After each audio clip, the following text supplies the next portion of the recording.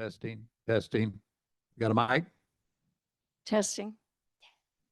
Okay. All right, let me take the lead. Good afternoon. So this is a special kind of meeting. I had one earlier this year, and we decided that sharing family stories actually was a interesting part of our group's activity. So what we're going to do today is go around the room for those of you who brought something to share, and look forward to it. I sort of suggested we focus on the 1900 to somebody talked me into including World War II, so I that said that fine. So with that in mind, Bonnie, would you like to take the lead? Thank you. Do you have the picture? Yeah. Okay. I'm Bonnie Anderson, and I'm here to talk about my paternal grandmother. Her name was Alix Ludegard Evans, and we called her Ludi. She was born in 1882, and she was a Gibson girl. But before I tell you about her, I'd like to tell you a little bit about what a Gibson girl was. Charles Dana Gibson was an American artist and an illustrator, and he developed popular advertising models from the mid-1800s to the 1920s. And what he would do is illustrate young women in beautiful, ready-to-wear clothing, which was just now coming into fashion, as opposed to clothing that was professionally made just for you. And he would sell his illustrations to magazines, and much like you see fashion magazines today with young women in photographs. But he created more than just a picture. He created a signature look or an attitude, if you would. He defined American beauty as a vision of how a young woman should look and should be. She should look pretty, if not beautiful, witty, athletic, aloof, but not commanding, modern, educated, and liberated. And she would model the ready-to-wear clothing for magazines like Collier's, Life, and Harper's Weekly. She was created to have dreamy eyes, pouty lips, womanly curves, poofy hair that cascaded down her shoulders, and that was the signature look. Gibson girls, however, never challenged the role of wife and mother. However, they were often depicted to be equal to, if not better than, their male counterparts. Gibson girls were a delicate balance between old and new, between sexy but never sleazy, liberated but not too progressive. This is my grandma Ludi. She was born in Manhattan in 1882. Charles Gibson created his Gibson girl models to show a way of living, looking, and being. A model of a way to dress, a way to sit, stand, present oneself, and interact with other people. He set a standard for feminine beauty and behavior. But around the end of World War I, there were social changes brought on, and it caused the Gibson girl to sort of fall out of fashion. And she was soon replaced with the flapper look. So that's how the Gibson girls kind of came and went from the mid-1800s to about the 1920s. My grandma Ludi was a Gibson girl from about age 18 to 24 or 5. And then she met a young man who would become my grandpa Bill. And so this is her story. She was born in Manhattan, and she was born to James and Caroline Evans. James was a banker, so he was fairly well-to-do, comfortably financially. And one of his jobs as a banker was to deliver payroll on Fridays to the various businesses in the area that were clients of the bank. Sadly, one Friday, he was delivering payroll and he was mugged. And not only that, he was robbed and murdered, and his body was thrown in the East River. So my grandma Ludi and her mother, and Grandma Ludi was only about 5 at the time, but now they had no visible means of support. But luckily, they had Grandma Ludi's mother had a sister, Caroline or Frances, who was married to John Quinn. And John Quinn was a very, very wealthy businessman. He owned just about all of the livery stables in New York. And they invited my grandma Ludi and her mother, Caroline, to come live with them. And that was really a godsend for them because they had no children and they were delighted to have a little girl in the house. Francis and John had no children, but they probably spoiled my grandma Ludi just famously because they had plenty of money and she was always well dressed and she came out in society. And that's probably how Charles Dana Gibson discovered her because she was discovered by him. And at about age 18, she became one of his Gibson girl models. Now, Caroline and Frances, the two sisters, were not only sisters, but they were also best friends. They had traveled when they were young women to Paris and they studied art for a couple of years. In fact, I still have a couple of my dad's great Aunt Frances's paintings in my entryway. And she painted on canvas, and her sister, Caroline, painted beautiful flowers on delicate bone china. I don't have any of that. My mother did, but it wasn't something I was ever interested in. I was more interested in the paintings. So at around 18, my grandma Ludi was discovered by Charles Dana Gibson. And she was already considered high society. She was well-traveled, well-dressed, she was beautiful, and she probably modeled for the next 5 or 6 years for him.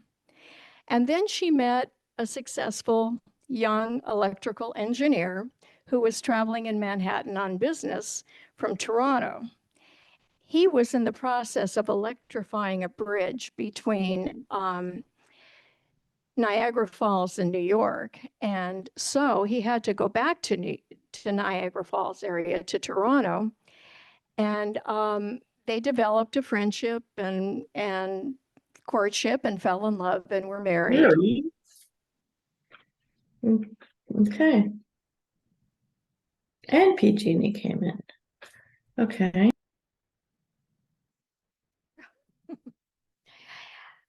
Anyway, after a while, they were married and moved to Canada. My dad was born about 5 years later in Toronto. And about 5 years after that, the family moved back to the United States. But my dad always had dual citizenship. And that's the story of my grandma. But I did want to show you one item of clothing that she had.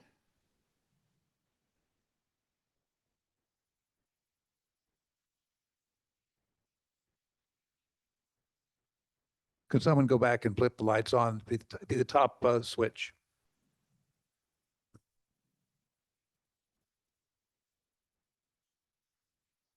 Inside that little, there you go. Thank you. Thank you. What I brought today are my grandma Ludi's wedding slippers, and they're satin, and they were bought in Paris when she was probably about 25, right around the time she was getting married. The unique thing about these slippers is that there's no right foot or left foot. You know, they were made the same. And the way you could tell if it was your right foot or your left foot is you did the molding. I mean, they were made for you, but then you put your foot in there and that molded it to your foot, your right foot or your left foot. And the interesting thing too is that on the heel of one of them, which you might be able to see here, is a price tag. And it says the name of the store, which is Louvre, and it says Paris, and the price tag says $16.75. Now, I have no idea what $16.75 what, but it was $16.75. And I think that's kind of interesting. But anyway, that's my Grandma Ludi. Thank you. Any questions? Fascinating. Okay, I'm going to go last. So let's see who's next. I can't resist looking at the teddy bear. You want to go? Okay, that means go up where Bonnie is, and you'll have to grab the mic.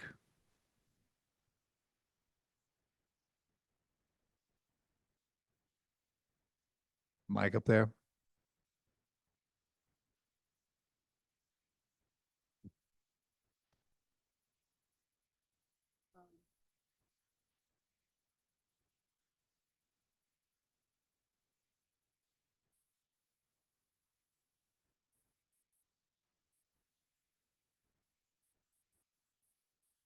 You got a lot more nerve than I do.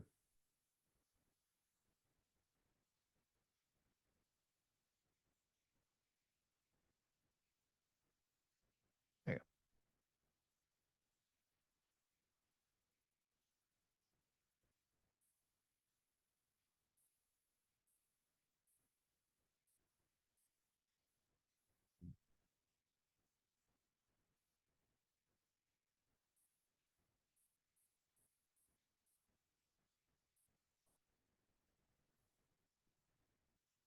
I'm glad I have this.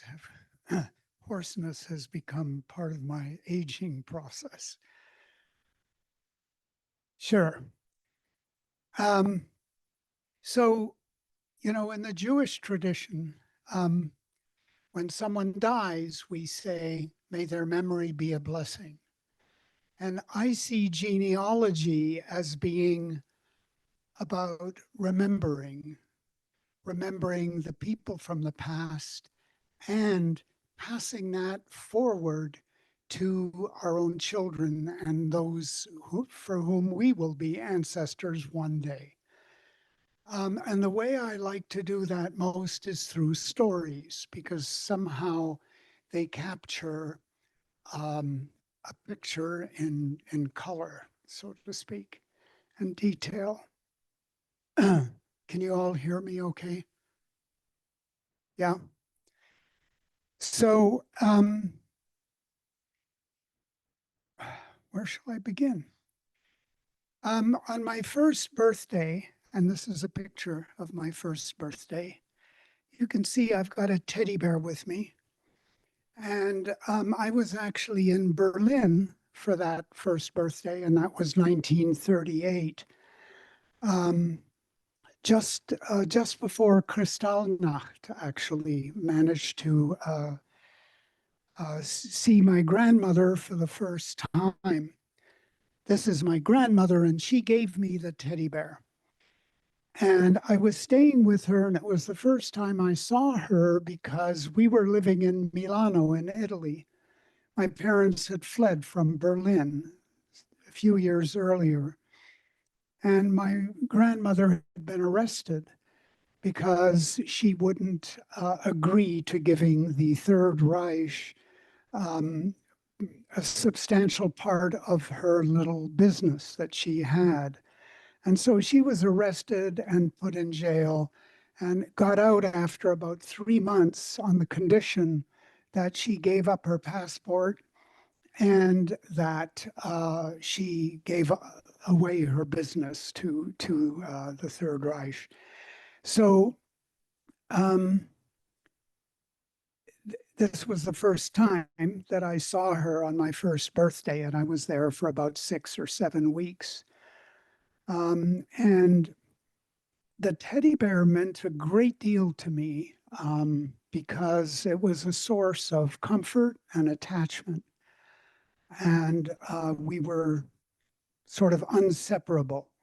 So you can see the teddy bears here. And so in wanting to memorialize this a little bit, well, first I should tell you the story. So I went back to Milano and Mussolini forced us to leave within 6 months. All foreign-born Jews had to leave Milano. And of course, the problem was, how do you get a visa, right? Nobody wanted Jews, not the United States. And Canada was even worse, absolutely terrible. But we managed 3 weeks before we would have been deported to actually get the visa. I don't understand how. It was like a miracle, but we got it and we went to Montreal. So we left Milano and we had to go to Paris and then to Le Havre to get on the boat.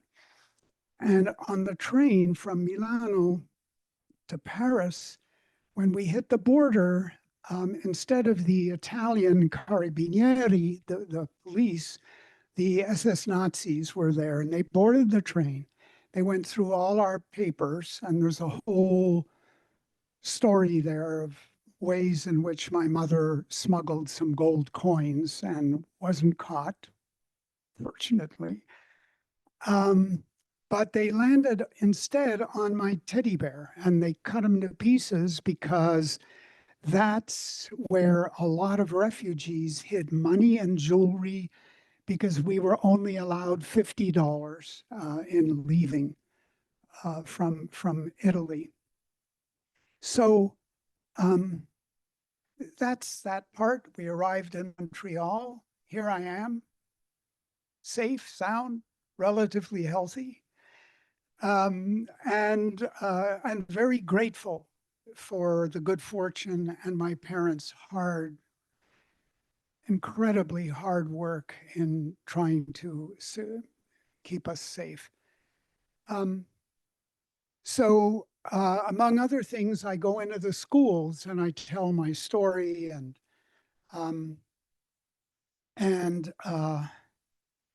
so one day I did a search on eBay for an old bear that was the same make, the Gund bear from 1938.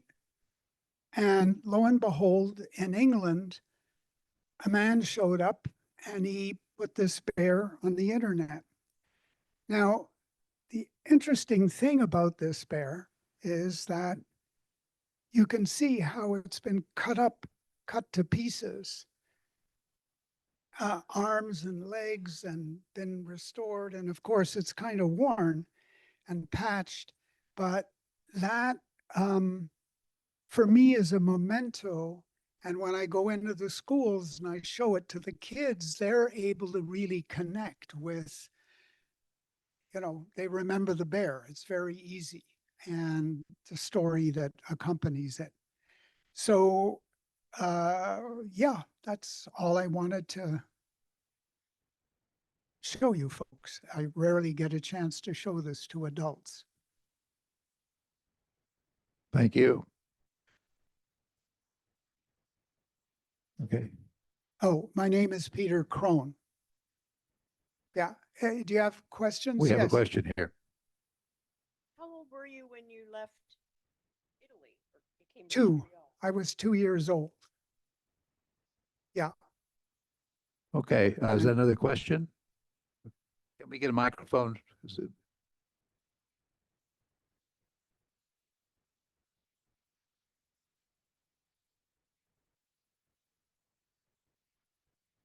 No, he had no idea. I think he was, what they're called pickers in Canada, someone who goes to homes and he just got it as part of an estate. I mean, I don't know if anybody would want it as part of an estate sale, but no, I have no idea. Well, see, that's what a lot of the younger kids that I talk to really believe. That's him, that, etc. But I don't think so, but it would be nice. It's a nice story. Pardon? Oh, it was destroyed, cut into pieces, etc. I have no idea what happened to it. I'm sure they swept it into the garbage. The other significance of the bear is, without going into too much detail, but I grew up in a house that was filled with anxiety from the time I was born. And my parents were very focused on trying to save their parents. And there wasn't much time for me. It was a very inconvenient time to have a kid.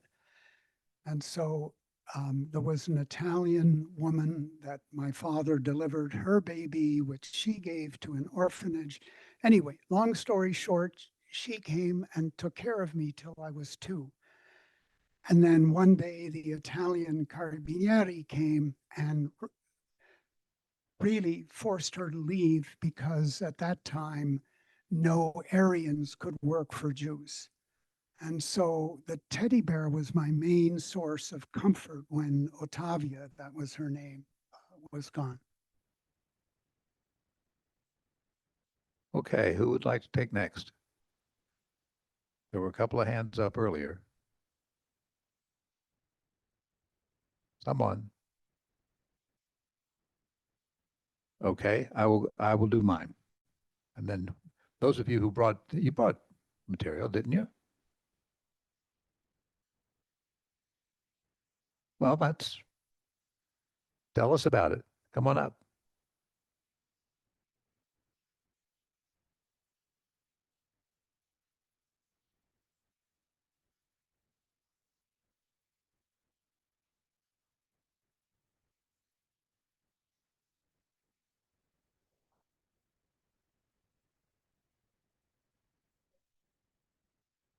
Hi, okay. My name is Marina Delfino and, okay, Marina Delfino. And I have a scrapbook. It's something that I just accidentally discovered, really. And my mother's sister, Aunt Florence, made this scrapbook through the years. And what it is, and I think you all have to sort of either come up and see it at some point. I don't know. They're pictures of women's fashions starting back from 1901 up to 1946 that she put together. So I imagine she did it probably when she was, that one, okay, hang on to that. So yeah, that one goes way back. She probably put this together, started putting it together when she was in her, that's falling apart, she was born in 1903.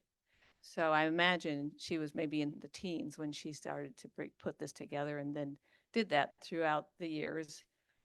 As I said, going all the way up to 1946 or around about that. So I just thought you might enjoy seeing the ladies' fashions as they progress through the years. Obviously you can, yeah, there's nothing like the words to capture the progress of women's fashions. So that's all. So in growing up, did you think of her as someone who herself was into fashion? Not particularly. She was a country girl. They grew up in farm in Illinois, and but she always, she was always very sort of stylish, but not overly stylish, I would think. You can only be so stylish in a farm in Illinois. Yeah, right, exactly. On these pages on the very bottom, it has the year Yes. in which I Goes did through from goes through the 1903, 1904. Yeah. That's what's Thank fun you. about it. My assistant here. We don't have something happened in 1906. It's pretty fragile, being on just newsprint and it's just pasted on here. Yeah. So, In chronological. so somewhere in there, there's a Gibson girl, I'm sure. I was just going to ask if you had any Gibson girls. Yeah,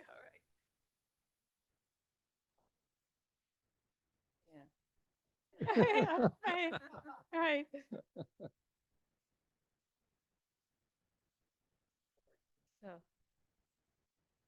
Things, yes, they are.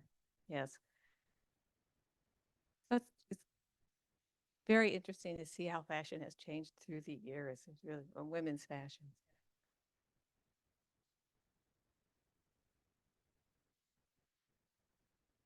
So, Thank you. yeah, we can, if this is available, later on, if you still want to look at it, that's fine. Here is 1934. Cool.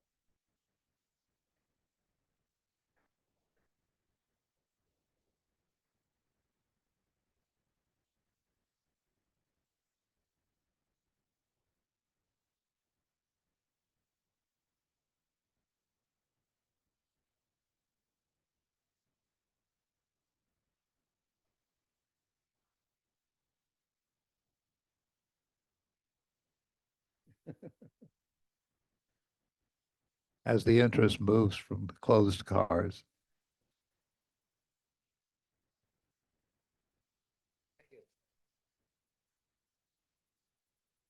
Anyone else, or shall I just take mine? You want to go?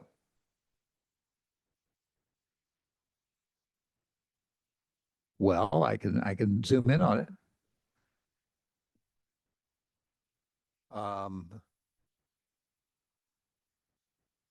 If you put it on top of the little black, yeah, put it on top there. I will zoom in on it. I didn't think that I had. I didn't think I had anything, and then I was talking to my brother this morning, and he said, "What about Mom's watch that you have?" Can you hear me? What about now? Oh, okay. And I looked all over the house for it and found it just before I showed up.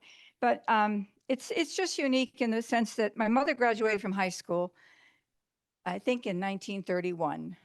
She was raised by her grandparents in a multi-generational family home. Her grandparents were immigrants from Ireland. They didn't have much. And the thing that's remarkable to me is the fact that the watch, although I'm sure it's not really worth a lot of money, but it's very intricate, the design. And well, I just dropped it, but do I need to stand it up? Is that best? Like that? I'm not sure it's going to show, but I can leave it out if anyone wants to look at it. It's very intricate. It's silver and it's got green stones all along it. And it's engraved on the back with her initials. And it had to be, even though it probably wasn't terribly expensive, difficult for them to find the money, to give this to her. And my mother treasured it. And she appreciated the fact that it really was significant given the time and the money involved. So I just thought, well, this was 1931. So of course it was the Depression. And I'm sure that has a lot to do with the fact that they were having a tough time. Plus they had lots of children, they were Irish Catholic. And the house was full of children. So my mom loved her grandparents dearly and was very, very appreciative of the fact that she and her two sisters, who were on their way to an orphanage, were scooped up and taken to live with the grandparents. So does the watch work? No, my mother gave it to me. And I guess if I took it to a jeweler, it's the wind up kind. And it's, Okay. but the design, if you could see it, which you probably can't, I'll hold it up for a second. Not much. Let me try one, but hold it right there. Anyway, but it is lovely. And it's the one thing that I remember about my mom's stories of when she was growing up, because neither of my parents talked a lot about their youth because they were not raised by their parents, either one. So it's all about the grandmother, and she was lovely. Why don't you take it back and people take a look. Any other? Okay. If someone will now flip the light switch back to PP PowerPoint, I'm going to put my brief slideshow up.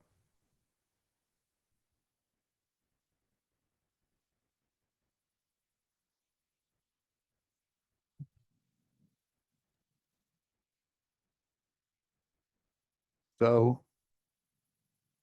So what I'd like to do is focus on my mother, who was a member of the Pine Mountain Octet.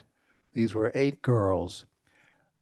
She lived in Harlan County, Kentucky, and this was a school that was set up for very poor mountain children. Her father had been killed when she was 2 months old, um, literally shot in the back by the brother of a man he had shot in the back. And so it was a very difficult upbringing for them. And this was a great place where she and 2 of her sisters were able to be placed for a while. She's the one in the back row on the left. Back row on the right is one of the sisters, and next to her on her right, on our right is one of the sisters. And what I want to talk about is this was a school that was sponsored by fairly wealthy people, mostly in the Northeast. And so they took 2 tours where they went out and they literally sang for their supper, meaning that they went out and it was part of the money raising for the school and also a thank you for people who had raised money. And in the second tour they took, they ended up in the White House. So here's the program. Now you talk about research. Boy, did I work hard to get this. Okay. I was able to work backwards to figure out the approximate date and then go to a website that had the programs for the White House so that I could find this program. And this is what they did. They sang 4 songs. And there are the girls, the 3 Christian girls, and there are the 3 Ayers girls. My mother, for fairly long in her life, I kept touch with Ruby and Fern. Okay, now, what they sang was what's called part singing. It's a very unusual type of singing. And in 2017, one of the major music magazines identified the 8 most important Kentucky singing groups, and their group was one of them. Now, I'm hoping this will not be as loud as it was when we tried it before. In 1937, a person, Alan Lomax, who went throughout the mountains recording the old mountain groups doing their tunes, recorded them. So this is one of the pieces that was sung for the president, his first lady.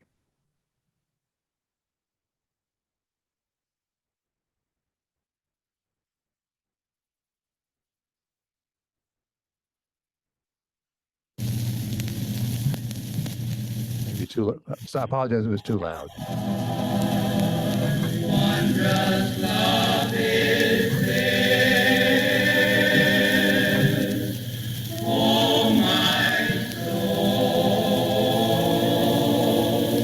oh my soul.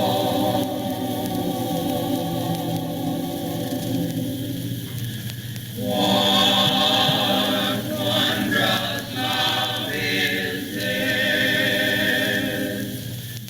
oh my soul,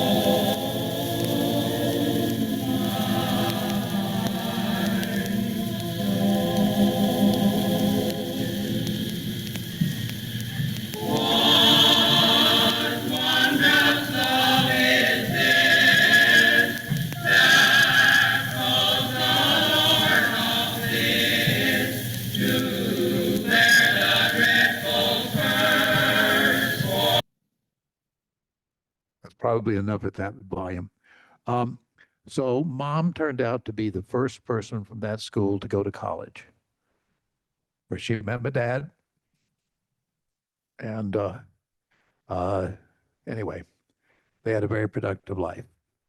So if I can go back, her fondest memory of the visit to the White House was Eleanor Roosevelt. She said after the performance, they were put in a side room where they were fed a meal. This was a large gathering of people. And Eleanor came in, talked to each of them, made them feel very comfortable, made sure they were okay. And it's just something she always remembered. Anyway, that's my story.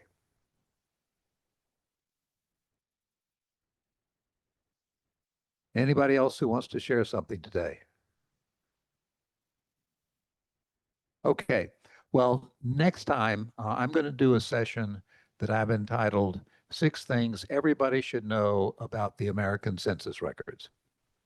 Okay, and I'm teasing you with that, but the census records are much more involved and contain a lot more information than most of us understand.